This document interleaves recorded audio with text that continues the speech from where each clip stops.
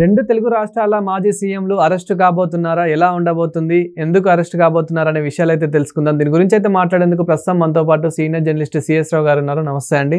నమస్తే సార్, రెండు తెలుగు రాష్ట్రాల మాజీ సీఎంలు కేసీఆర్ గారు, జగన్మోహన్ రెడ్డి గారు అరెస్టు కాబోతున్నారు అని చెప్పేసి సోషల్ మీడియాలో చాలా వైరల్ చేస్తూ ఉన్నారు. అంటే ఎందుకు అరెస్టు కాబోతున్నారు, దీని అంతటికి రీజన్ ఏంటి? అలాంటి అభిప్రాయం రావడానికి కారణం వాళ్ళిద్దరే. ఎందుకంటే ఫామ్ హౌస్లో అత్యవసరంగా మీటింగ్ పెట్టుకున్నారు అందుబాటులో ఉన్నటువంటి కీలకమైనటువంటి లీడర్లతోటి కేసీఆర్ గారు. ఆ సందర్భంగా రాష్ట్రంలో ఉన్నటువంటి రాజకీయ పరిస్థితులు అలాగే కేసుల గురించి సమీక్షిస్తూ కేసులకు సంబంధించినటువంటి అప్డేట్స్ వాటి అన్నిటి గురించి వాళ్ళతో ప్రస్తావిస్తూ అరెస్టు చేయొచ్చు అనేటువంటి మాట ఆయన అన్నారనేది అన్ని పత్రికల్లో వచ్చింది. ఆయనే అరెస్ట్ చేయొచ్చు అన్నారని అంటే ప్రభుత్వం అరెస్ట్ చేసే దిశగా ప్రయత్నాలు చేస్తుందేమో అనేటువంటి అభిప్రాయం కలగడంలో తప్పు లేదు కదా. మరి ఆయన వ్యూహాత్మకంగా ఆ మాట అన్నారా? పైగా అది పేపర్లో వచ్చింది, లీకులు ఇచ్చారు. రాజకీయ పార్టీలు ఇప్పుడు కూడా లీకులు ఇస్తారు అని అంటే ఆ లీకులు వాళ్ళకి అనుకూలంగా ఉంటేనే ఇస్తారు. దాని కారణంగా వాళ్ళు ఏదో సింపతి వస్తుంది, లేదంటే దాని కారణంగా ఒక మైలేజ్ వస్తుందని అంటేనే లీకులు ఇస్తారు. ఇప్పుడు అరెస్ట్ చేస్తారా లేదా తర్వాత సంగతి.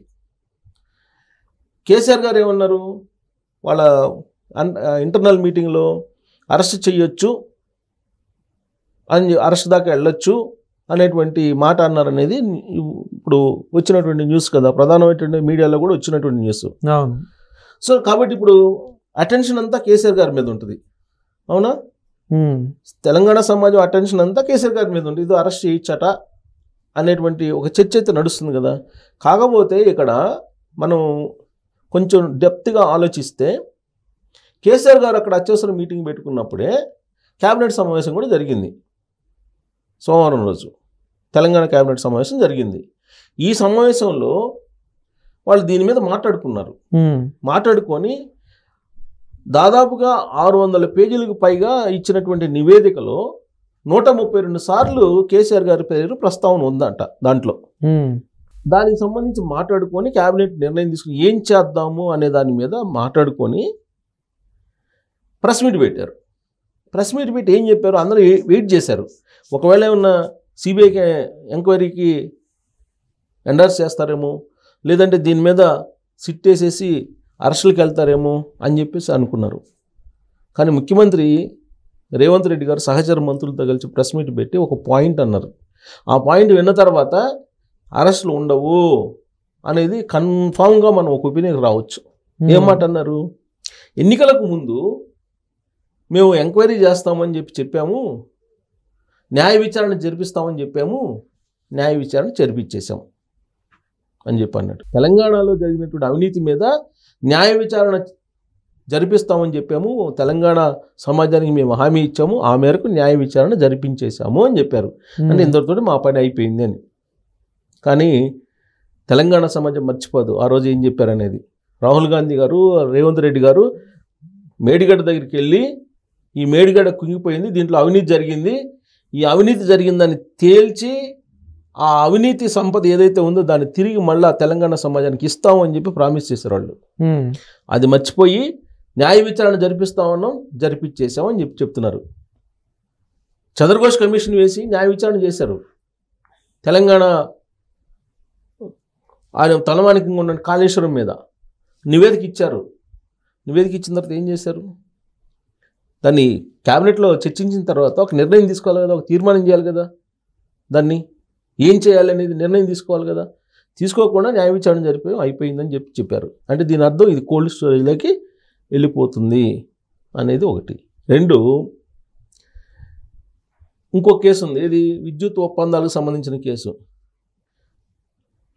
I think Madan B Lokur committee, అది మదన్ బి లోకూర్ ఆయన దానికి సంబంధించిన నివేదికను ఎప్పుడో ఇచ్చేశారు.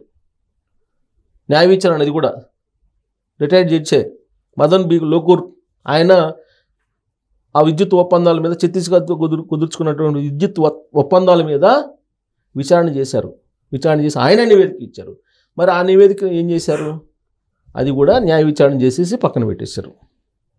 ఇదంతా అయిపోయింది. నిజంగా మీకు అరెస్ట్ చేసే ఆలోచన ఉంటే ఫోన్ ట్యాపింగ్ కేసు ఏమైనా పోయినట్టు. ఫోన్ ట్యాపింగ్ కేసుకు సంబంధించి ప్రభాకర్ రావుని తీసుకొచ్చితే వెంటనే కేసీఆర్ని తీసుకెళ్ళి లోపల పెడతామని చెప్పేసి చెప్పారు.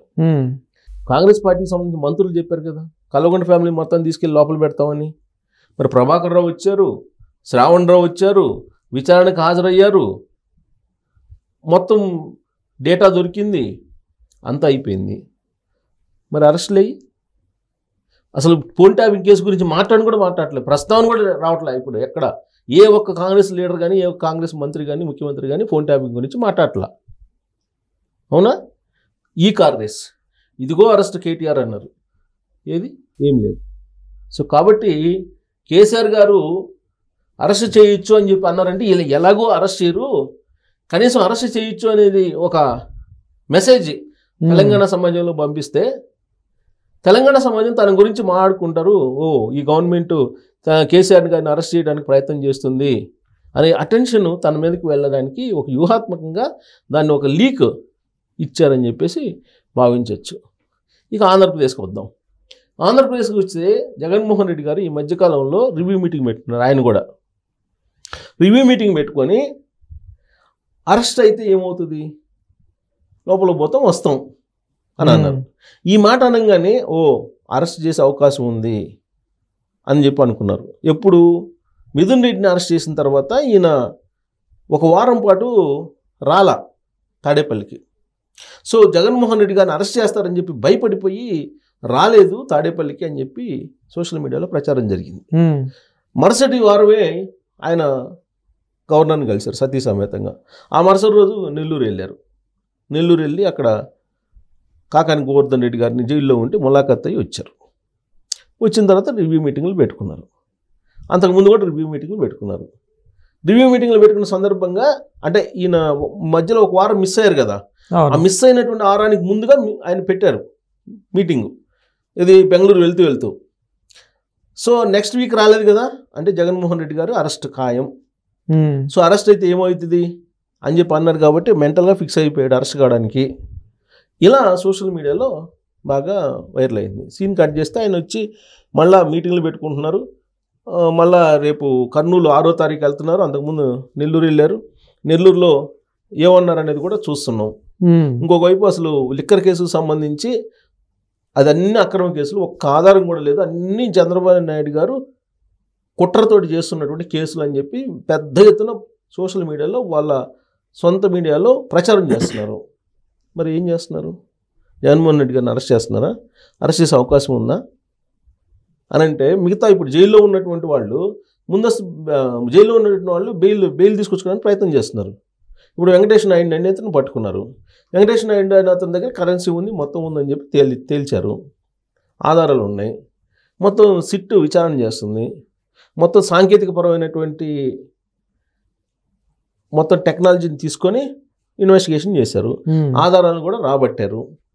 మరి జగన్మోహన్ రెడ్డి గారిని ఎందుకు టచ్ చేయలేకపోతున్నారు? జగన్మోహన్ రెడ్డి గారు ఢిల్లీ వెళ్తున్నారు, ఢిల్లీ అన్నుంది, ఢిల్లీ నుంచి మెసేజ్ వచ్చింది, అందుకే గవర్నర్ని కలిశారు, ఇవన్నీ ప్రచారం జరిగింది. అరెస్ట్ దాకా వెళ్తున్నారు అని. మరి అరెస్ట్ ఇదిగో రేపు ఎల్లుండి డేటు ఇచ్చేశారు కొంతమంది. అయితే మనం కూడా అనుకున్నాం 11 కలిసి వస్తుంది, 11వ తారీఖు ఆయన అరెస్ట్ చేసే అవకాశం ఉందని చెప్పి.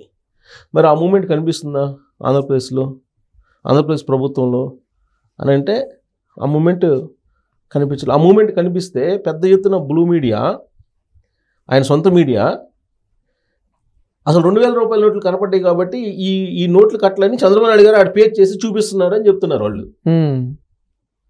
ఇప్పుడు అవి ఎప్పటి అసలు అమౌంట్ ఎప్పటిది, ఎప్పుడు దాచిపెట్టారు, అక్కడ ఎప్పుడు వీడియో తీసుకున్నారు, అవన్నీ రావాలి కదా విచారణలోకి. సో 2000 రూపాయల నోట్లు ఇవాళకి కూడా 6000 కోట్ల రూపాయలు ఇంకా ఆర్బీఐకి రావాలి, రావట్లేదని ఆర్బీఐ చెప్తుంది. మరి 6000 కోట్లు ఇవి కూడా అనుకోవచ్చుగా. సరే, ఆ 2000 రూపాయల కట్టలు 4 ఉన్నాయి, పైన కింద 500 రూపాయల కట్టలు ఉన్నాయిగా. మరి 500 రూపాయల కట్టల సంగతి ఏంటి? ఇది మాట్లాడట్లా. ఇంకా 11 కోట్ల రూపాయలు అక్కడ ఫామ్ హౌస్లో పట్టుకున్నారు. ఫామ్ హౌస్లో పట్టుకుంటే అవి మావి కాదు, అవి తెలుగుదేశం పార్టీకి సంబంధించినటువంటి తీగల కృష్ణారెడ్డి బంధువు అని చెప్పి మళ్ళీ తెలుగుదేశం పార్టీకి చూడుతున్నారు. సో కాబట్టి ఇదంతా కూడా వాళ్ళు మావి కాదు, అక్రమ కేసులు అని చెప్పి అంత పెద్ద ఎత్తున ఫైట్ చేస్తున్నారని అంటే కేసు అరెస్ట్ చేస్తారని భయపడే వాళ్ళు, లేదంటే అరెస్ట్ చేస్తారని సంకేతం ఉంటే ఆ విధమైనటువంటి ఆరోపణలు చేయరు. ఆ కేసు చట్టం తన పని తాను చేసుకోబోతుందని చెప్పి లోకేష్ గారు చెప్పారు. చట్టం తన పని తాను చేసుకోబోతుందని చెప్పి ఎప్పుడో పివి నరసింహరావు గారు చెప్పారు. అంటే దాని అర్థం ఏంటంటే ఇప్పట్లో కాదని. ఇండియన్ యాక్ట్లు ఎలా ఉన్నాయి, దాంట్లో లూప్ హోల్స్ ఎన్ని ఉంటాయి అనేది మనందరికీ తెలుసు. బోల్డెన్ కేసులు చూసాం కదా మనం. లాలూ ప్రసాద్ యాదవ్ కేసు చూసాం, జయలలిత కేసు చూసాం, దేశంలో చాలా కేసులు చూసాం. ఆ కేసుల్లో శిక్ష పడకముందే చాలామంది చచ్చిపోయిన వాళ్ళు కూడా ఉన్నారు. సో కాబట్టి చట్టం తన పని చేసుకోబోతుంది అన్నప్పుడే ఈ కేసు అటకెక్కినట్టే అనేటువంటి అభిప్రాయం కొంతమందిలో కలిగింది. కాకపోతే ఎక్కడో ఒక మినుకు అంటే ఒక ఆశ, ఆధారాలు ఉన్నాయి, ఖచ్చితంగా ఆధారాలతోటి అరెస్ట్ చేస్తారు. చంద్రబాబు నాయుడు గారు 2024 ఎన్నికలకు ముందు చెప్పారు, లిక్కరు, శాండు, ల్యాండు చాలా పెద్ద స్కామ్ జరిగింది, అవన్నీ మళ్ళీ తిరిగి కక్కిస్తానని చెప్పారు. కక్కిస్తారేమో అని చెప్పి ఇవాళకి కూడా నమ్మేవాళ్ళు ఉన్నారు. కాబట్టి ఆ దిశగా అడుగులు పడుతున్నాయని అంటే కొంత అనుమానం ఉంది, కొంత నమ్మకం ఉంది. సో కాబట్టి అటు కేసీఆర్ గారు కానీ ఇటు జగన్మోహన్ రెడ్డి గారు కానీ వీళ్ళిద్దరూ పార్టీలు వేరైనా ఒకటే, మోడ్ ఆఫ్ పొలిటికల్ ఆపరేషన్ అంతా సేమ్ ఉంటుంది. కాబట్టి వీళ్ళిద్దరూ అరెస్టు అనేది ఎండమావే అని ప్రస్తుతానికి అయితే అనుకోవచ్చు. ఇప్పటికైతే యాజ్ ఆఫ్ నౌ రెండు రాష్ట్రాల్లో ఉన్నటువంటి పరిస్థితులను బట్టి చూస్తే ఇక ఏదైనా భవిష్యత్తులో ఒకవేళ ఢిల్లీ అభయం లేకపోతే వీళ్ళిద్దరికీ ఢిల్లీ అభయం ఉంది. ఇటు కేసీఆర్ గారికి అటు జగన్మోహన్ రెడ్డి గారికి ఉంది అనేది నగ్న సత్యం. అది సరే, కేసీఆర్ గారికి ఏదో 2022లో ఏదో చెడిపోయింది అంటారు, కానీ పూర్తిగా చెడిపోవాలా. ఒకవేళ ఏదన్నా చిన్న గ్యాప్ ఉన్నా దాన్ని ఫిలప్ చేయడానికి ఈ మధ్య ఢిల్లీకి ఒక స్వామి వెళ్ళాడు. ఆ స్వామి మళ్ళీ కలుపుతాడు అనేది అందరికి నమ్మకం ఉంది. కాబట్టి వీళ్ళిద్దరు అరెస్ట్ అనేది కొంత అది అంటే మనం పూర్తి స్థాయిలో నమ్మలేనటువంటి పరిస్థితి. Thank you sir.